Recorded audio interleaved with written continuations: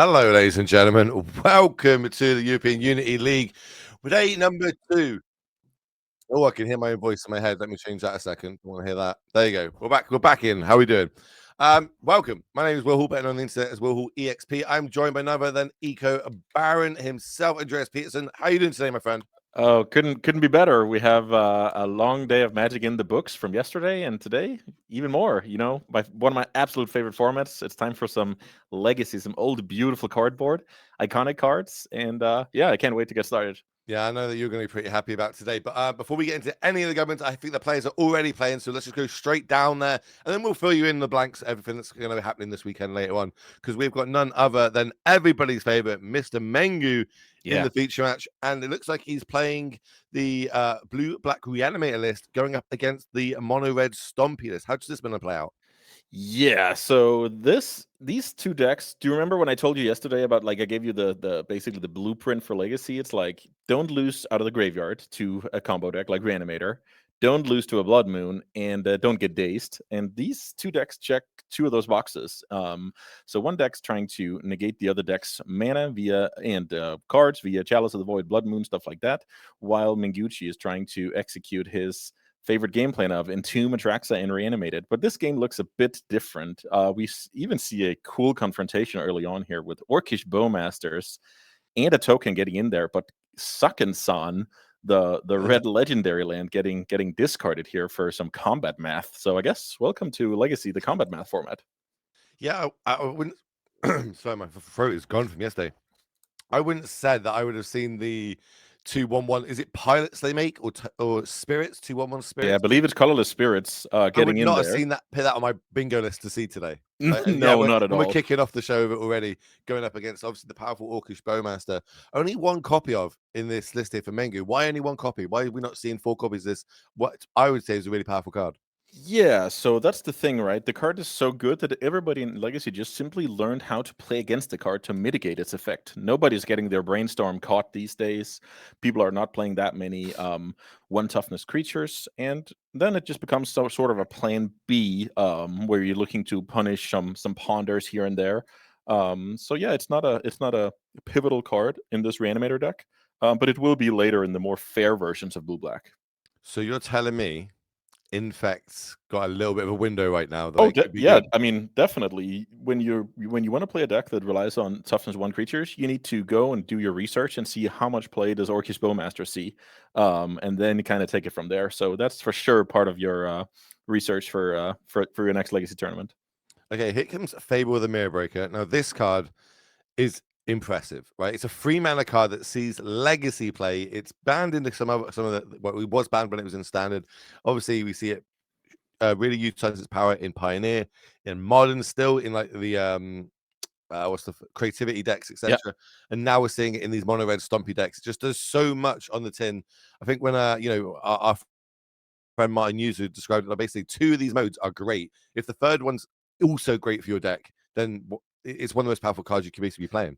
Yeah, it's just the generic glue card that a high variance deck like Mono Red Prison has been looking for. I've been playing Mono Red Prison ever since we had to play terrible cards like some werewolves. I played Arc Slugger in that deck as a finisher.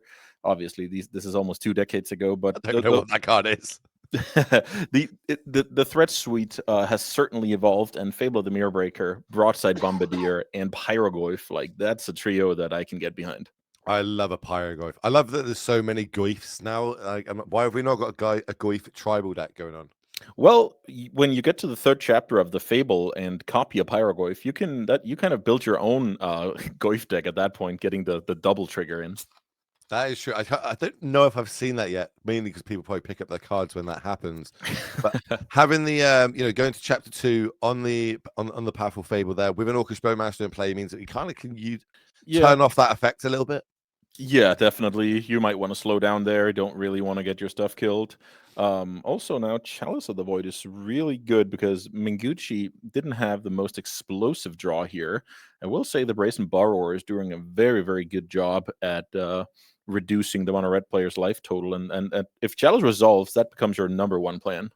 Why are we seeing Breeze and Burrow go up in stock? Why am I seeing more and more copies of this index opposed to it used to be just like a little one of, if any? Yep. Now we're seeing like 2, 3 copies in these blue-black reanimate lists. Yeah, great question. So it checks a lot of boxes. It's your blue card. It's also kind of part of Plan B. Evasive 3 damage in the air can be very, very useful when the opponent has your deck shut down by Graveyard Hate, and also it's the best answer for Leyline of the Void out there. So it just checks a lot of boxes, and including going to the face here with the mono red player being at just 6 life. Yeah, they take a lot of damage, right? Like they've got the ancient tombs, I think a lot of like these lands that do a lot of damage to them. Yep. Plus, and then a little bits of chip damage. You can see already they've drawn a couple of cards. You can see 3 counters on that Orcish Bowmaster. So Orcish Bowmaster, being a 3/3, really getting the damage in. But we tried to play the Goblin Bombardier. Yeah, Goblin Bombardier getting forced and now getting reanimated by Animate Dead, Oh, no. which is enough to swing for lethal. Yeah, that is a big old lethal. And by the way, just so you're aware, throughout the broadcast today, I will be referring to it as Force of Me. Yeah, makes a lot of sense. And that's going to be Mengu taking the first game down, doing it in fashion as well. It never looked like a Blood Moon effect came down, something to really stop the progression on Mengu's side. Didn't have his huge turn where he can bring a big fatty out of the graveyard. Just got there, chip damage, controlling the board. Realized that he needs to be the control matchup in this a game, and was able to take down game number 1. So we do get to have a look at their sideboards because this is Legacy, and we want to know everything that they've got. So let's have a little look at Matt's on the top of our screen. Let's have a look at this mono red Stompy list and how what iteration they have brought of it, because I don't know numbers and things like this. You're gonna be able to talk me through what if there's anything spicy in here or if it's pretty just stock, because we got a lot of friends. There's Mengu showing us all his lock screen. He's so cute.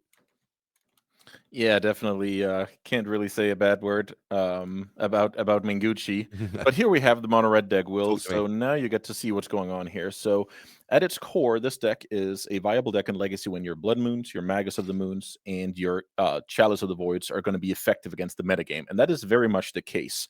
So this deck will look to lock down its opponent with these semi-lock pieces and then end the game with the dynamic trio that I just talked about: Broadside Bombardier, Fable the Mirror Breaker, and Pyrogoyf. Then you have Fury to clean up small creatures, and the One Ring to refill your cards if your opponent is interacting a lot. So for sideboarding purposes here, we see 4 copies of Leyline of the Void. Those are going to be awesome. Then I'm actually not 100% sure about the Pyroblasts, because Pyroblast will have a bit of a conflict with the Chalice of the Void for 1. But we can for sure expect the ley lines here.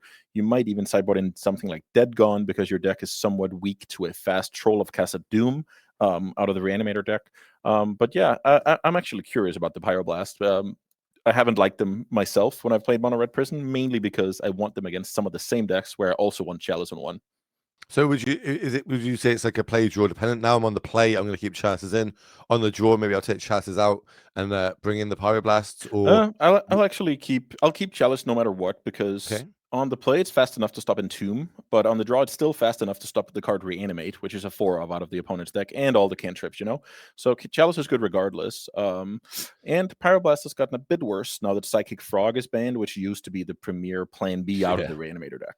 Is there any is there any reasoning behind maybe we take out or keep the Chalices in but bring the Pyroblast in and the 4 ley lines to use the Pyroblast to defend the ley lines, knowing that on Mengu's side the only real thing he's got to deal with this is the Brazen Burrower. This is my card to be able to stop that.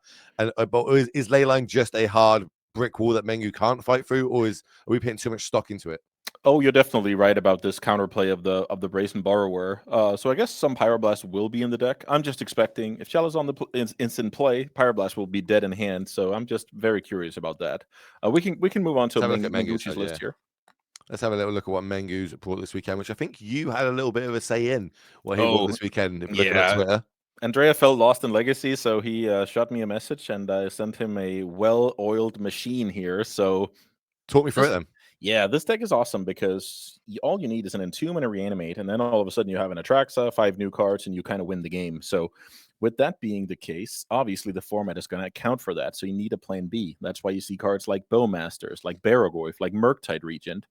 And even if you look at the sideboard, you see some cards like an additional Baragoyf, an additional Orcish Bowmaster, some low to the ground, like cheap removal to basically transform into a mid-range deck. And that's what I think Andrea is going to do here. He may or may not have gotten a sideboard guide. So let's see. Let's see if he follows it and if he can take down the match. No pressure at all for Mengu. Right, let's have a look at how the players are getting on, shuffling, sideboarding, and see if we can kick off this game at number 2. Just wait until we'll move back down there. I want to say Borogoyf, Pyrogoyf, Tarmogoyf. You like it? How many other Goyfs are there? Nethergoyf. Nevergoyf. What does that one do? Nethergoyf is a black 1-drop from MH3. Oh, yeah. Okay. We're talking. Jund. Let's go. How can we fill the graveyard up? Faithless Looting. Yeah, I mean it's possible. We do have some synergies there for sure. I challenge you to brew a Goyf deck. Yeah, Goyf deck, that would be pretty sweet. See if you can 5-0 with a Goyf deck, and I'll give you a prize. Yeah, sounds like a little bit of bounty would be. I'll pick something up for that. Just to see it in the 5-0 dump, and oh, be pretty happy definitely. with it. It'd be pretty cool to see.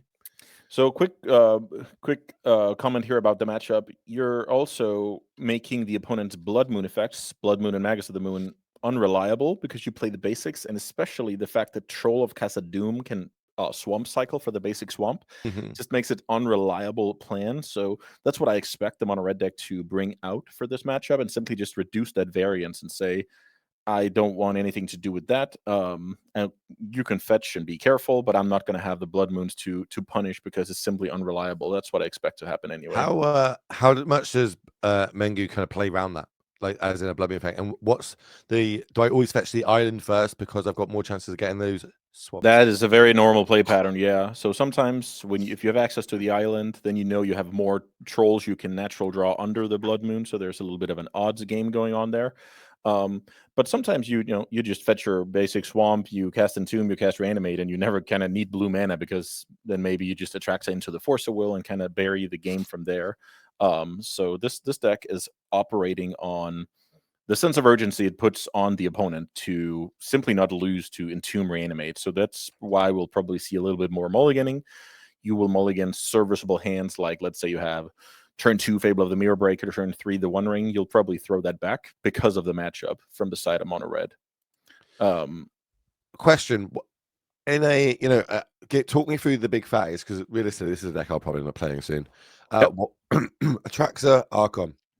Why would I use either or, and what scenarios are they best in?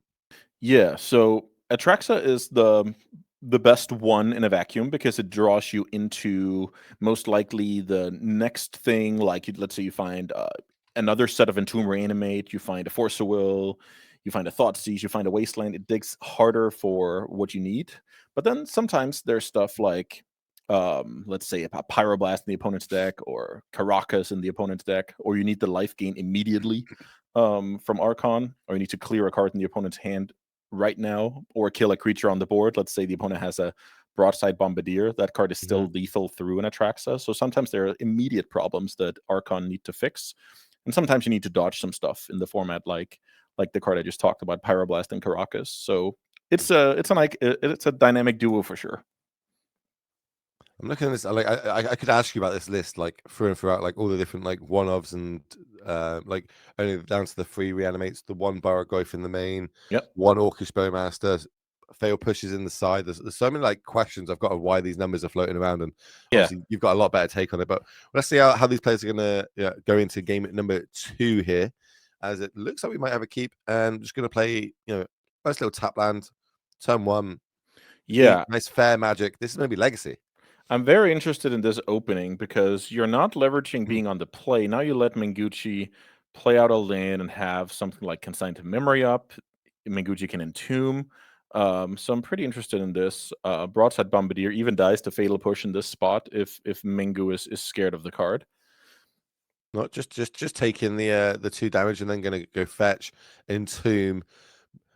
Big fatty of choice in this situation. Is this the Archon turn or is this the Atraxa turn? Yeah, so this has a lot to do with if Mengucci is actually scared of getting Pyroblasted onto the Atraxa, where a card like Archon doesn't die to anything out of the mono red deck unless you combine, Furies or something along those lines. It require basically a 2-for-1 at least, and even if the Archon comes in, it's already taken the card. Oh yeah, this is brutal stuff. Also, I believe they play with open deck lists in the feature match area, so now Mengucci know the coast is clear. No Faramacop to worry about. So sacrifice this, deal 3 points damage to you. I'm going to gain 3 life. You're going to discard a card. I'm going to draw a card. Seems pretty fair. Yeah, seems fair, right?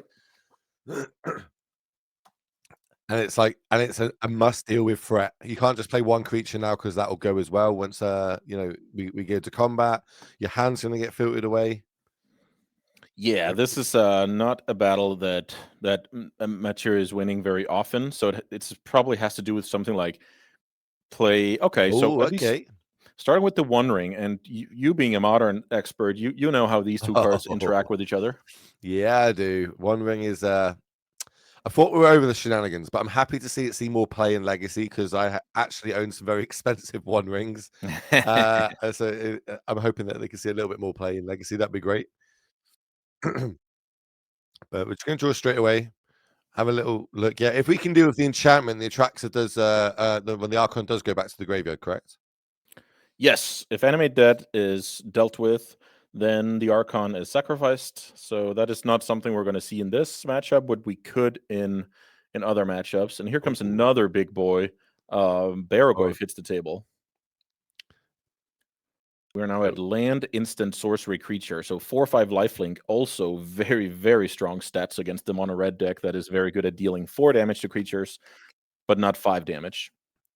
And it just starts filling up our graveyard as well as we go, right? Which of course plays into our game plan with our reanimates or animate deads, etc. But here comes 2 more cards to the hand. I love I've talked about it so much in the last couple of years, it seems, but like the temptation counters on the One Ring. I love the synergy behind it, like the flair. Oh yeah.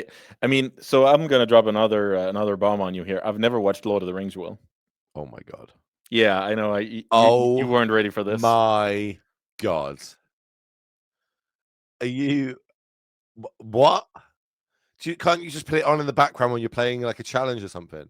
Maybe I should just. I think it's 12 hours and 34 minutes if you want to watch all 3 extended editions in a row back to back. Oh, that's just a normal Saturday shift for me.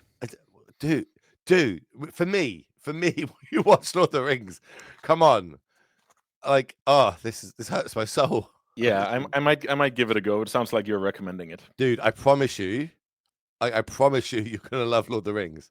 It's so you don't even need to be like geeky and nerdy like me. It's just so good. And then you like understand the bits of the lore. You're like, oh, the ring, and oh, that's why a temptation counter is a thing. Anyway, things getting turned sideways.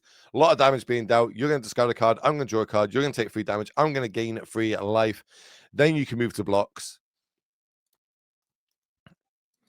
Yeah, this is Oh, they discarded an artifact as well, I think, which grows the Baragoyf. This is very, very brutal. I would imagine this is even game over, isn't it? Let's see. 9 + 5, I guess. Not yet, it's not. So Mengucci stacking the Baragoyf ability so it resolves first, mills over a lot of cards. No creature, I think. Or did he return one? Actually didn't catch it. No, did not return one, just milled over non 3 spells to land.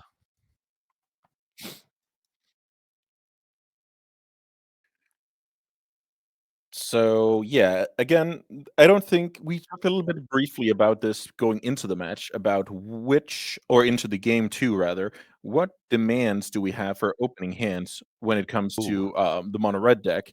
And I simply think this hand was not strong enough. No play turn 1, no ley line. That's just simply not good enough.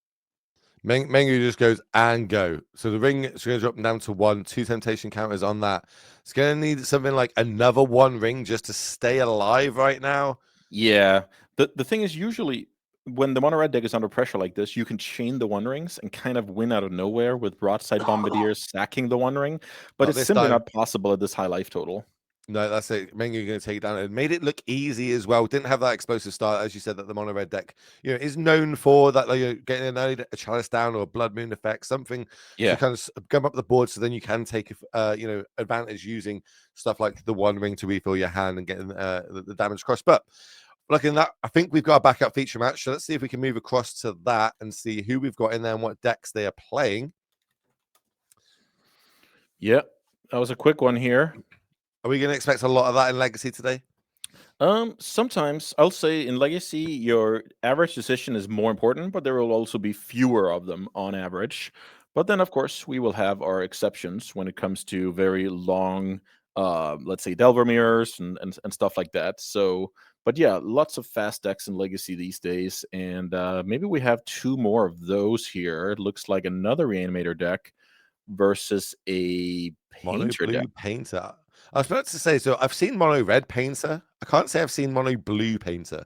What's the difference in, between both of them? Yeah, so the red painter deck is usually taking advantage of the format being very blue because you can play all your pyroblasts, and then the blue version, I imagine this is in order to play the new hot sauce stock up, so you kind of get more digging power towards your combos.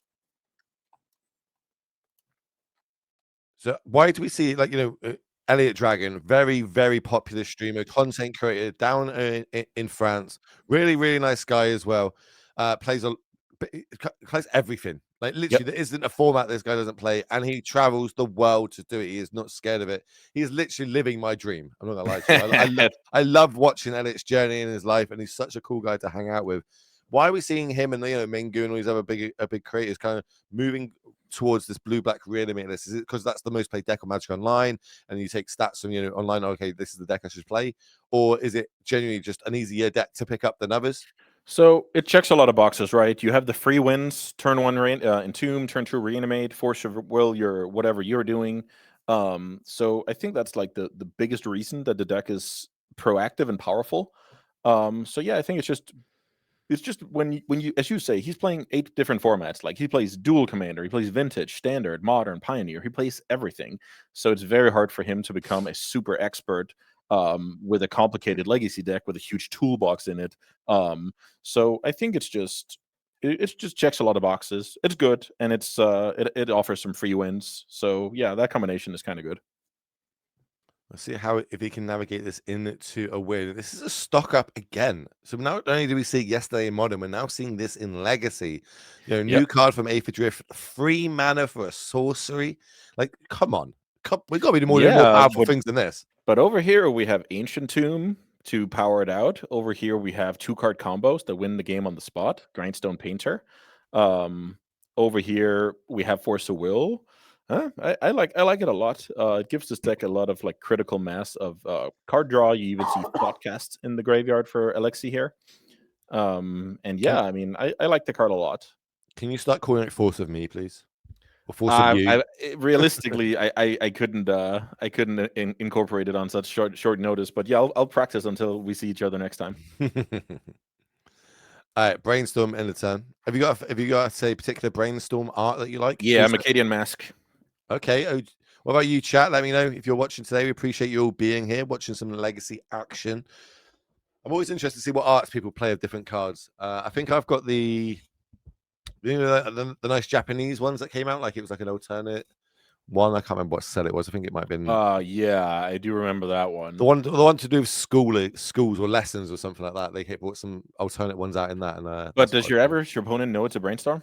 Like when you cast it? I think they do. Okay. I don't say that I've cast it once I've cast Yeah, it fair in enough. one tournament. I don't really play Brainstorm too much, unfortunately. But that card's powerful. If you didn't know that, coming from Modern to Legacy, I was like, this card's quite good. Yeah, it changes everything with sometimes you don't make your land drops on purpose simply because you have brainstorm in your deck. Yeah, it just changes a lot. Oh, here's the One Ring, and that's what I like to see. More decks playing this One Ring. Mm-hmm. Is it going to resolve though? Elliott not got any threats on the battlefield this time. Obviously, if he's got kind of the stock list going down on Orcish Bowmasters, we can't punish the One Ring draw as much either. I see a Fluster Definitely. Storm for That's Alexey. the big difference, Will, between this match and the other match is that the Reanimator deck is not both, putting stuff on the table and interacting. And it's not that great of a control deck. So I actually like this a lot from the side of the Painter deck, getting to a spot where we're resolving our draw spells. And let's see about this One Ring. I imagine it's still on the stack, and Eliott is getting his surveil in, maybe to give a better idea of which card he is going to pitch to Force of Will. But let's see if I'm right about that. Remember, he did Brainstorm. filled the top of his deck, and now he shuffled that away, which is a nice little trick that, you know, Mhm. coming from Modern, we don't have that option, really. It's not something that we do too much. Sometimes we can do it with a bauble. Doing that with a Brainstorm, completely different game. Yeah, definitely. Brainstorm fetch, very awesome. And even in this deck, you get a little bit of more fetching power with the troll, even though this time it hit the bin from the surveil. Here And comes the yeah, force of me. Ditching yeah, days. here's force of you on a. There we go. Flusterstorm. It's going to be the follow-up. And then with the opponent tapped out, we follow up with a daze here. So very, very nice for Eliott, even disguising the second daze by pitching the first daze to the force of will. So nobody saw that coming. Very, very nice run out. So I got a question, and I think we've just seen why. But Eliott had the option to hard cast that days, decided to bring back the surveil land. Yeah. Talk me through it. Yeah, so surveillance simply just add more consistency. It's digging power, as you see here. When you bin a card you don't want, it's the same as drawing a card, because otherwise that troll would have been drawn on the next turn. So simply just by returning a surveillance with days and replaying it, you get to a spot where you're just getting card quality at the very least, if not card advantage. So let's consign on Painter, which would have won the game on the spot. Question: if Painter comes in and changes all cards to a certain color, Yeah. does consign stop working? Yeah, it does. This actually came up yesterday when I played Vintage, and that was the first time I've ever thought about that. So it was part of my homework at around midnight yesterday. I learned that. So Look, I didn't need to wait until midnight last night. I've got you. yeah, And, I thought I'm a big believer in, like, the best way to learn something is to fail. So, like, the fact that you failed it, you're never gonna do that again now. You know that, like, you know what I mean? It sucks having to do it the hard way and finding that, "Oh, yeah, I lost to it," but you now know that and you've learned Oh, that lesson. definitely. Yeah, Oh, that's a we're big. really turning up the gas now. We sure did, because now we see. It's funny how the Brazen Borrower conversation Jeez. evolved to just getting in there, doing its best Delver depression Look how many impression. forces he's got in hand. Yeah, Jeez. wow. That was actually pretty sick. We saw he basically Eliott changing his style up completely and then just using free counter magic and 3 powered flyers to win the game, despite not even being a Delver deck. The annoying thing about this is, for my legacy deck, I've pimped it out a little bit. I'm not gonna lie to you, I pimped it out a little bit. Uh-huh. And I've got, like, the really fancy Brazen Burrows, but it was only because I needed one. If you're telling me I now need to buy 2 more and not use my basic ones that I use in Modern, I'm gonna be really upset that I've now got to buy, like, a bunch more, of these, like, Yeah. fancy. For the time being, it is a stable as a 3 of out of the Reanimator deck. But if you play other decks like Delver or other blue decks, then you can get away with one for sure. You're gonna brew a deck for me though, right? With Yeah, Uro in. I want I blue think black reanimate with I got you. Uro. I got you on that one.